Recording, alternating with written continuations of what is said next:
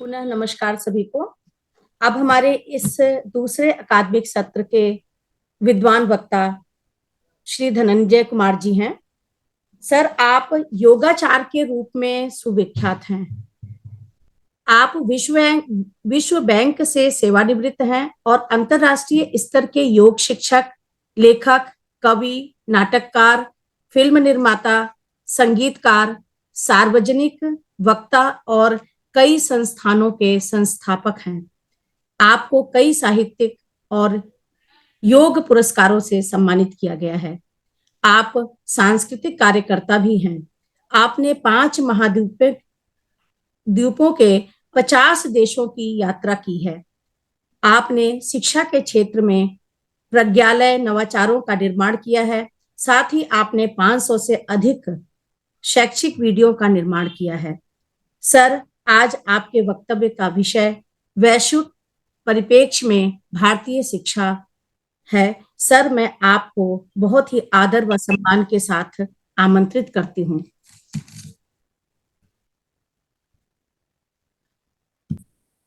गांधी प्रवाह में हूँ, जरा एक दो लंबी सांस ले लूं। हाँ।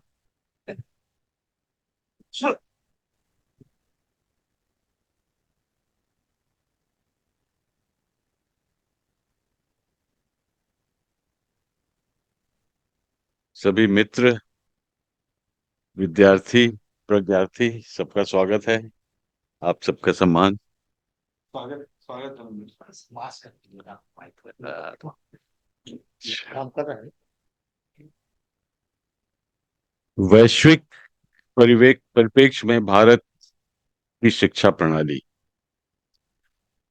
तो इस विचार का जन्म हुआ था करीब कम से कम 30 साल पहले, जब मैं वर्ल्ड बैंक में था। तो कई जहां जहां भी जाता था तो मेरा कार्य क्षेत्र कुछ और था। वो finance, banking, industry, economic policy वगैरह वगैरह था। लेकिन हर जगह मैं ये जानने का प्रयास करता था कि इस देश के लोगों का आचरण, इनकी संस्कृति अलग अलग है, वो कैसे हुई। तो मैंने ये पाया कि संस्कृति, आचरण, व्यवहार, मानसिकता का बीजारोपण शिक्षा प्रणाली में होता है, खासतौर से प्राथमिक शिक्षा प्रणाली में, प्राइमरी स्कूल और मिडिल स्कूल। करीब 5-6 साल की उम्र से 12-13-14 साल की उम्र तक जो हो गया, वही आगे चल के उस देश का समाज और उस देश की सभ्यता बनती है। तो इसके बाद मैंने फिर शिक्षा क्षेत्र में कई देशों का अध्ययन किया, शोध किया, समझने का प्रयास किया कि इस देश के बच्चों का व्यवहार ऐसा क्यों है। किसी टेस्ट में या कहीं भाग लेते हैं तो उच्चतम श्रेणी में क्यों आते हैं और अन्य देशों में ऐसा नहीं हो पाता, उसका कारण क्या है। तो इस अवलोकन के बाद, शोध के बाद, मैंने कुछ डेटा कलेक्शन भी देखा, स्टडी, शोध पत्र, कई डिसर्टेशन भी लिखे गए हैं पीएचडी के लिए। तो उन सब में एक बात कॉमन है, वो ये कि पूरे विश्व की शिक्षा प्रणाली ऊपर जाने की जगह नीचे चलती जा रही है। पढ़ना लिखना, मैथमेटिक्स और साइंस का जो एवरेज लेवल है, एवरेज स्तर है, सेकेंडरी स्कूल में, इंटर कॉलेज, अंडर ग्रेजुएट में भी, वो लगातार नीचे ही जा रहा है हर साल। हालांकि उनमें कुछ हैं जो कि टेक्नोलॉजी में और कहीं कहीं बहुत अच्छा काम कर रहे हैं, ऊंचे स्तर पर हैं, लेकिन एवरेज ग्लोबल एजुकेशन लेवल जो है वो नीचे गिरता जा रहा है। तो मैं सोच रहा था कि अब जमीन तक आ गया तो शायद उस जमीन के अंदर अंदर भी जा सकता है। जा चुका है। और एक और इंटरनेशनल टेस्ट होता है, उसको बोलते हैं PISA, programme for intermediate students aware appraisal evaluation. PISA. तो वो वार्षिक इम्तिहान एग्जाम होता है, उसमें 1-2 साल के लिए भारत ने भी भाग लिया था, और करीब 100 या उससे अधिक देश उसमें भाग लेते हैं। तो हर साल लगभग जब से शुरू हुआ है, करीब 15 साल से शुरू हुआ है, तो वही 4-5 देश हैं जो हमेशा टॉप रैंकिंग में आते हैं।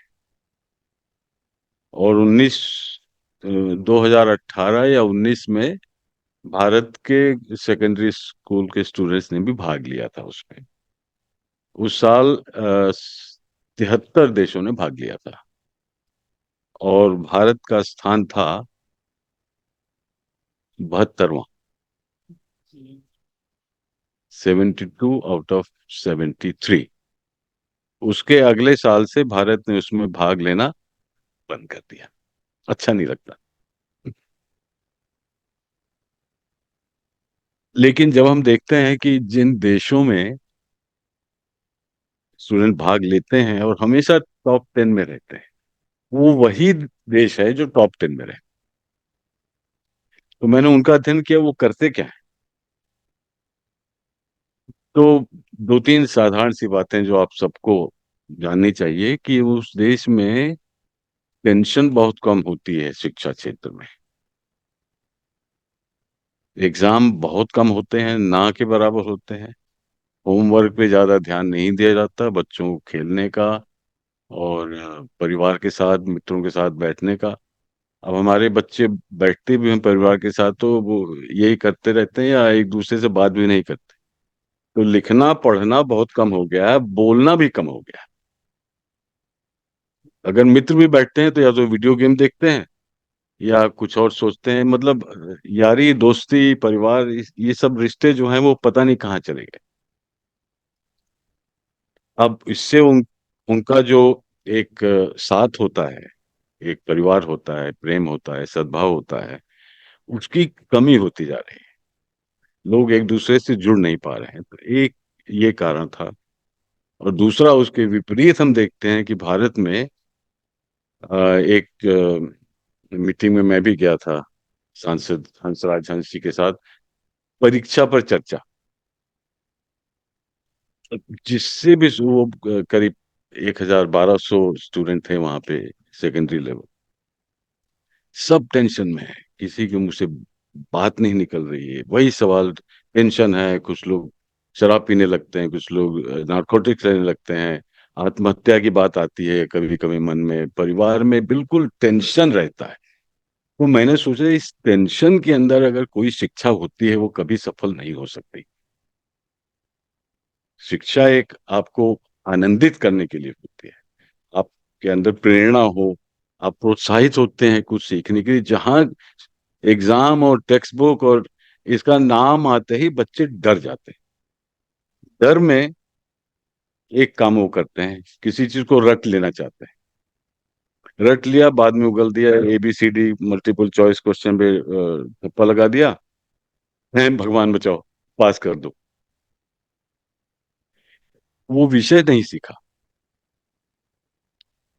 तो रट्टा लगाने से ठीक है, याददाश्त बढ़ सकती है, लेकिन बुद्धि नहीं बढ़ती। तो ये 2-3 बातें। उसके बाद तीसरी भी बात जो वैश्विक स्तर पर मैंने देखा, कि आज के पूरे विश्व में किसी भी सभ्यता में अच्छाइयाँ क्या हैं और समस्याएं क्या हैं। तो आज के विश्व की समस्याओं में जो लगभग सभी देशों को प्रभावित करती है, कुछ देशों को छोड़कर, वो है गरीबी। अमीर अमीर देशों में भी बहुत गरीबी है, आपने शायद देखी ना होगी। गरीबी की समस्या हम सुनते आए हैं पिछले 50-60 साल से, गरीबी हटाओ, ये करो वो करो। गरीबी बढ़ती जा रही है, कम नहीं होती जा रही। ये हमारी असफलता है। उसके बाद हम शांति की बात करते हैं, शांति मन जपते हैं, वर्ल्ड पीस, ये कॉन्फ्रेंस हुआ, उसका ये प्रस्ताव निकला और सबने हस्ताक्षर किया। लेकिन पीस भी कम होता जा रहा है, हिंसा बढ़ती जा रही, युद्ध हमेशा 2-4-6 होते ही रहते हैं। हम पीस की बात करते हैं लेकिन युद्ध की तैयारी में रहते हैं। तो ये एक कॉन्ट्रडिक्शन है, मेंटल कॉन्ट्रडिक्शन। उसके बाद टॉलरेंस टॉलरेंस हमारे अंदर नहीं है। अब किसी अलग व्यक्ति को, उसकी सोच को, उसके व्यवहार को हम एक्सेप्ट नहीं कर पाते हैं। तो पर्यावरण की समस्या देखिए। अब हम आत्मघात की दिशा में जा रहे हैं।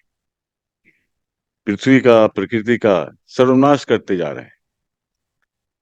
तो सभी समस्याओं का कारण अलग अलग नहीं है। जहां तक मैंने पाया, सभी समस्याओं का एक ही कारण होता है। वो होता है बुद्धि की कमी, जो हमारे ऋषियों ने कहा प्रज्ञा अपराध। कहीं ना कहीं भूल हो रही है, और एक भूल से सभी समस्याएं आती। तो उसका समाधान क्या है? समाधान भी वही है जो कारण है। समस्या का कारण है बुद्धि की कमी, समाधान है बुद्धि का विकास। तो अगर इस पर हम थोड़ा विचार दें कि बुद्धि का विकास क्या स्कूलों में हो रहा है। हालांकि लगभग सभी देशों की शिक्षा प्रणाली एक जैसी है, 19-20 का फर्क है। भारत में कुछ सुधार हुए हैं, लेकिन मेरी समझ से मौलिक सुधार अभी होना बाकी है। मौलिक सुधार के लिए हमें उन बातों पर ध्यान देना चाहिए जो हमारे ऋषियों ने बताया, हमारे विद्वानों ने, हमारे वैज्ञानिकों ने, हमारे चिंतकों ने बताया है कि हम सिर्फ शिक्षा प्रणाली में पदार्थ ज्ञान पर ध्यान देते हैं। ऑब्जेक्ट, उसके बारे में, वो क्यों है, वो कैसा है, वो स्व जागरूकता पर हम ध्यान नहीं देते कि वो विद्यार्थी है क्या, उसका दिमाग कैसे चल रहा है, वो क्या करना चाहता है, वो क्या सोचता है, वो क्या कर सकता है, उसकी क्षमता क्या है। उस पर कोई सब जो है, जैसे शिक्षा का विस्तार हुआ, इंडस्ट्रियल रेवोल्यूशन जब यूरोप में 250-300 साल तक, उसके बाद सब फैक्ट्री प्रोडक्शन बनने लगे। हर बच्चा वही सवाल का जवाब देगा, उसी तरह देगा जैसे सब दे रहे हैं। अब उसके अंदर कोई नई धारणा हो, कुछ नया कहना चाहे, कुछ नया सीखना चाहे, वो उसके लिए उपलब्ध नहीं है। आप वही किताब पढ़ेंगे जो सब पढ़ रहे हैं। अच्छा, टेंशन का एक और कारण होता है कंपटीशन। हम समझते हैं कि कंपटीशन अच्छी चीज है, ठीक है, कुछ हद तक अच्छी हो सकती है, लेकिन कंपटीशन में होता क्या है? हम आगे बढ़ना चाहते हैं, उसके कई तरीके हैं। एक, उसके पैर में लगनी लगा दो, वो गिर जाएगा, पीछे हट जाएगा। ऐसा भी होता है हमारे समाज में। लोगों को पीछा करके आगे बढ़ते हैं। वो जो है बिल्कुल विनाशकारी है समाज के लिए। वो याद रखेगा जिंदगी भर, उसने मुझे धोखा दिया, मुझे पीछे पीछे धक्का मार दिया। या हम अपनी क्षमता का विकास नहीं कर पाते, क्योंकि हम उतना ही आगे जाना चाहते हैं जो हमें इससे आगे करते। अगर हमारी क्षमता 100 तक की है और बगल के लोग 50, 51, 52 पे हैं, तो सिर्फ 53, 54 तक ही जाएंगे। मतलब हमारी आधी क्षमता जो है, वो उसकी शुरुआत ही नहीं होगी कि उसका उपयोग सदुपयोग। तो कंपटीशन में जो जीतता है वो भी हारता है एक तरह से, और जो हारता है वो तो और भी ज्यादा हारता है। तो कंपटीशन की जगह हमें थोड़ा सद्भाव, थोड़ा कोऑपरेशन की आवश्यकता है। जो मेरी समझ से, अगर हम अपने दिमाग का जो दाहिना हिस्सा है उसका भी इस्तेमाल करने लगे। अभी सारी शिक्षा प्रणाली जो है वो लेफ्ट ब्रेन ओरिएंटेशन है उसका। वही गणित, तर्क, विज्ञान, चीजों को अलग अलग करके देखना, और कंपटीशन, और विश्लेषण, अपनी पसंद पे चलना, बाकियों की निंदा करना। लेकिन जो हमारा राइट ब्रेन होता है, जो फेमिनिन ब्रेन होता है, वो अभी शिक्षा प्रणाली में प्रवेश नहीं कर पाया है।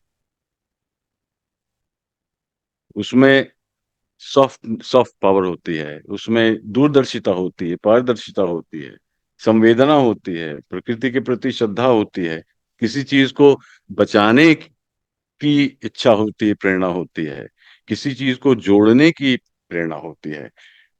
तो हमने अभी तक शिक्षा प्रणाली में सिर्फ मैस्कुलिन ब्रेन, लेफ्ट ब्रेन का इस्तेमाल किया है, और उसी पे आधारित सारे एग्जामिनेशन, टेस्ट, सब कुछ होते हैं।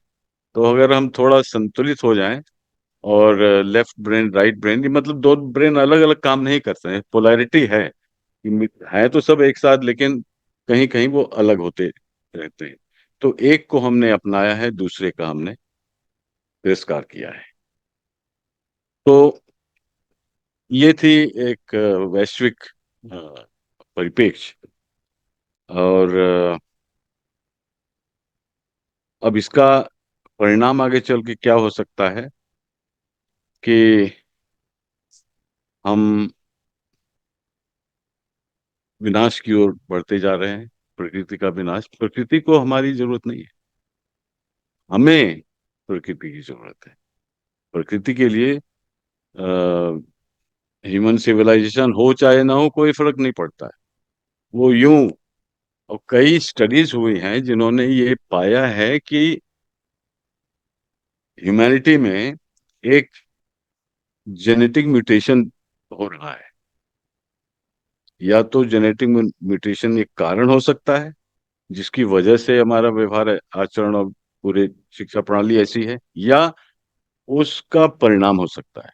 तो जेनेटिक म्यूटेशन कारण और परिणाम भी दोनों हो सकता है। और ये आज का समस्या नहीं, ये बहुत बार हो चुका है, सैकड़ों बार हो चुका है। कितने स्पीशीज अब एक्सटिंक्ट हो चुके हैं, कितने नए पैदा हुए हैं, स्पोरेडिक, एक्सीडेंटल जीन्स आ गए हैं। और natural selection, so natural selection में ऐसा विद्वानों का कहना है, मेरा नहीं, ह्यूमैनिटी इज लिस्ट चूजेबल ऑप्शन। और कोई भी जीव जंतु ऐसा नहीं करते जैसा हम करते हैं। हम सिर्फ सर्वाइवल के लिए जी रहे हैं कि जिंदा रहें। कोई भी पक्षी, कीड़े मकोड़े, कोई भी सर्वाइवल के लिए स्ट्रगल नहीं करता है। बहुत है सबके लिए। लेकिन ये हम जितना है, जितना उसका दुगना नहीं, उससे 100 गुना चाहिए अभी इसी वक्त। तो ये जो है, मैं हमेशा एक रेस में रहते हैं, हमेशा दौड़ में रहे। और दौड़ना, उससे भी तेज दौड़ना हमें हमारी शिक्षा प्रणाली सिखाती है। तो अब इसका उपचार क्या है, उस पर जब हमने थोड़ा शोध किया तो हमें दो तीन बातें समझ में आई कि पदार्थ ज्ञान ज्ञान के साथ साथ स्व जागरूकता का अभाव है, और जिसमें बदलाव आना चाहिए। स्वार्थ और स्पर्धा की जगह हमारे अंदर सहयोग और लोक कल्याण कल्याण की भावना आनी चाहिए। हम कहते तो हैं कि हम विश्व के श्रेष्ठ हैं, लेकिन श्रेष्ठ मान लेना, थोड़ा श्रेष्ठ बनने की ओर हम अग्रसर हैं, अगर ये मान के, थोड़ी विनम्रता हमारे अंदर आनी चाहिए हमारे समाज में। तो फिर हमने कहा कि भारत पे जोर देना चाहिए, क्योंकि हमारी जीन्स में है ऐसी समझ। तो मुझे ऐसा लगा, पिछले साल मैं करीब 4-5 बार आया भारत, और कहीं ना कहीं गया, स्कूलों से, टीचर से, बच्चों से बातचीत की, तो रुचि आई है जिससे मुझे बहुत अच्छा लगा। तो एक परियोजना है, प्रज्ञालय, जिसमें विद्यालय से थोड़ा और गहरे में जाके, थोड़ा सा अलग होके उसका वो परिपूरक बन सकते हैं। मतलब ये हम नहीं सोचते और चाहते कि इस शिक्षा को बिल्कुल हटा के दूसरी शिक्षा प्रणाली लागू की जाए। उसमें हम सप्ताह में 1 घंटे 2 घंटे जोड़ सकते हैं। वो क्या जोड़ सकते हैं? वो चीजें जो इस शिक्षा प्रणाली की पूरक हैं। जो नहीं होता उसको हम उसमें जोड़ सकते हैं, जैसे जिज्ञासा, या किसी चीज को जानने की इच्छा, उससे बोर होने की इच्छा नहीं कि टेक्स्ट बुक है, अब ये माथे पड़ गई है, अब तो ये करना ही पड़ेगा। इसके अलावा बच्चे क्या जानना चाहते हैं, वो किसी चीज को भी देखकर कैसे उसको समझ सकते हैं, उनके अपने मन को केंद्रित कैसे कैसे कर सकते हैं। अगर मन उनका विचलित है, थके मांदे हैं, डरे हैं, तब तो केंद्रित नहीं हो सकता। थोड़ा उनको विश्राम चाहिए, थोड़ा उनको सपोर्ट सिस्टम चाहिए, ताकि वो किसी बात पर, किसी प्रश्न पर केंद्रित हो सकें। और जो चीजें बिखरी हुई हैं उसको किस तरह जोड़ सकते हैं। तो जैसे पजल गेम्स का इस्तेमाल अगर हो, कि छोटे छोटे टुकड़े बिखरे हुए हैं, उनका कोई उपयोग नहीं है, लेकिन अगर उनको जोड़ के तो भारत का मानचित्र बन सकता है, विश्व का मानचित्र, सोलर सिस्टम बन सकता है। तो उनको एक मन के अंदर देखो हमने बिखरी हुई चीजों को जोड़ दिया है, तो समाज में भी आगे चल के जोड़ जोड़ सकते हैं कहानियों के माध्यम से। जैसे बड़े विद्वानों ने कहा है, आइंस्टाइन ने भी कहा है कि अगर अगर आप अपने बच्चों को इंटेलिजेंट बनाना चाहते हैं, उनको परियों की कहानियां सुनाइए, और ज्यादा इंटेलिजेंट बनाना चाहते हैं तो और कहानियां सुनाइए। और कहानी सुनाने का तरीका भी एक अलग हो सकता है। जैसे हम खरगोश और कछुए की कहानी बहुत साधारण है। वो खरगोश आगे कहता है चल दौड़ लगाते हैं, वो कहता है चल लगाते हैं, वो थक गया और फिर कछुआ जीत गया। लेकिन अगर इसी कहानी को बच्चों को इंगेज करके कर उनको जोड़े इससे कि खरगोश ने क्यों कहा, उसको पता है वो तेज दौड़ता है, उसको पता है कछुआ धीमे चले, उसने क्यों कहा कि हम दौड़ लगाते, क्या तुम होते तो ऐसा करते। अब वो सोचेगा, वो खरगोश के बारे में सोचेगा, उसकी क्या मानसिकता थी कि वो जानबूझ के उसको नीचा दिखाने के लिए कहता है चल दौड़ लगाते हैं। ये सही बात है। उसके बाद वो थका क्यों, वो थका क्यों, कछुआ क्यों नहीं थका। तो वहां हम बता सकते हैं कि कछुआ जो है वो लंबी और धीमी सांस लेता है, और खरगोश जो है वो हाँफता है, और हाँफने वाले की आयु कम होती है। खरगोश जो है 14-15 सांस लेता है 1 मिनट में, कछुआ लेता है 4 या 5, और हाथी शायद उससे भी कम लेता है। तो फिर हम बच्चों को देते हैं life span of different life forms, कि जो जितनी धीमी और लंबी सांस लेता है, उस एक कछुए की सांस जो है बड़े वाले कछुए की 500 साल होती है, और कुत्ते और ये सब 12, 13, 14 साल। तो अपनी अगर आप आयु बढ़ाना चाहते हैं तो लंबी सांस लीजिए, धीमी सांस लीजिए, और मन को शांत रखिए।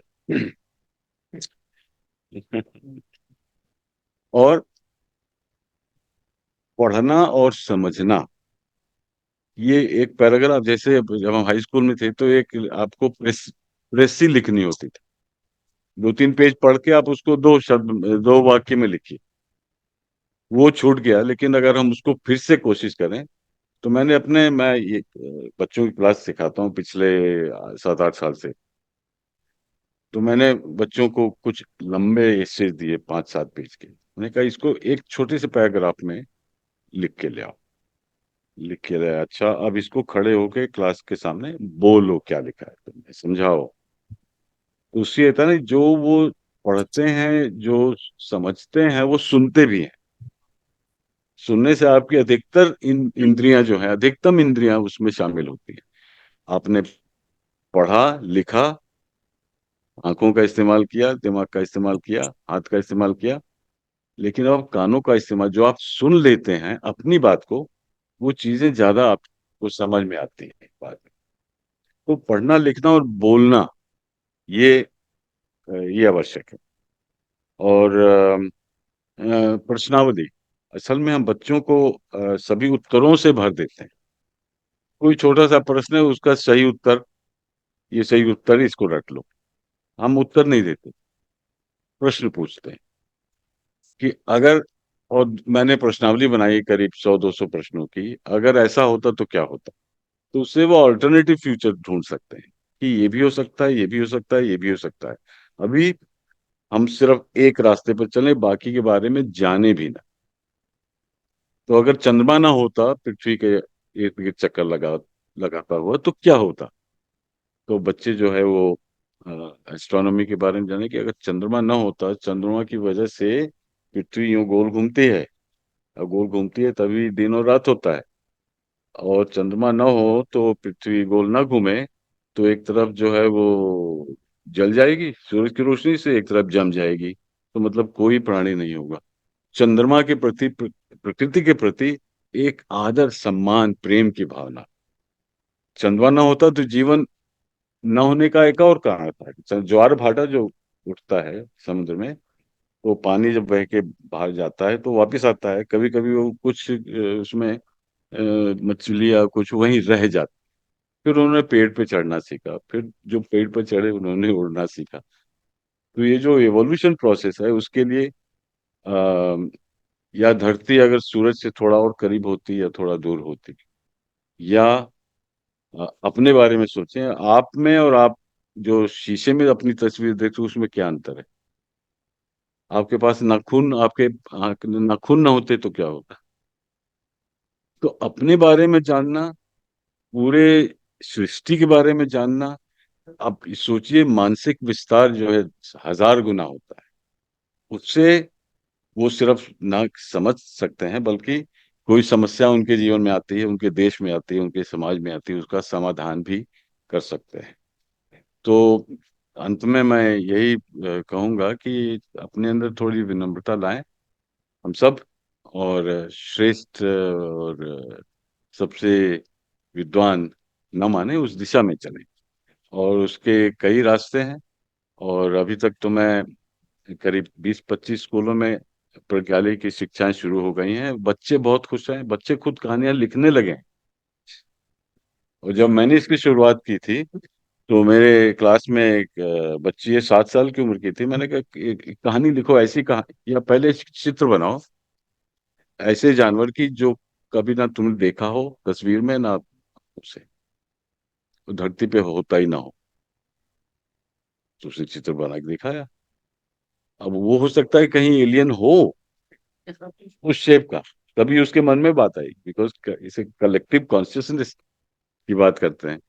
फिर उसने एक कहानी लिखी, उस पर मैंने एक 3 डायमेंशनल एनिमेशन फिल्म बनाई। उसको 2 इंटरनेशनल फिल्म अवार्ड मिले उस कहानी को। और फिर मैंने और बच्चों को कहा कहानी है। यही बात हमारे गांव के पास चंदौली तहसील में, मैं आई वाज बॉर्न देयर, तो वहाँ के एक टीचर ने ये शुरू किया है, बच्चों से कहा तुम पहले कहानियां खूब पढ़ के सुनाए, पहले जोर जोर से बोल के पढ़ो, फिर रात में सोने से पहले एक कहानी पढ़ो, ताकि सपने आपको डरावने ना आए, अच्छे सपने आए। और अपने जो जो सपने आते हैं उसका विश्लेषण करके बताओ कि ये बात तुम्हारे मन में क्यों आई, क्योंकि वो तुम्हारे सपने में भी आई। तो स्वजागरूकता, व्हाट इफ, ऑल्टरनेटिव फ्यूचर्स, इस तरह के क्वेश्चन मैंने करीब 600 वीडियो बना के रखे हैं। एक एक दो दो वीडियो करके आप सालों तक कक्षाएं कर सकते हैं। ग्रेट माइंड्स ग्रेट सोल्स, सब विश्व के सभी जो ग्रेटेस्ट कोटेशंस हैं उसका हमने थोड़ा कमेंट्री करके बोला है। और सामग्री बहुत है, और इस फ्री में है। उसके बाद साथ में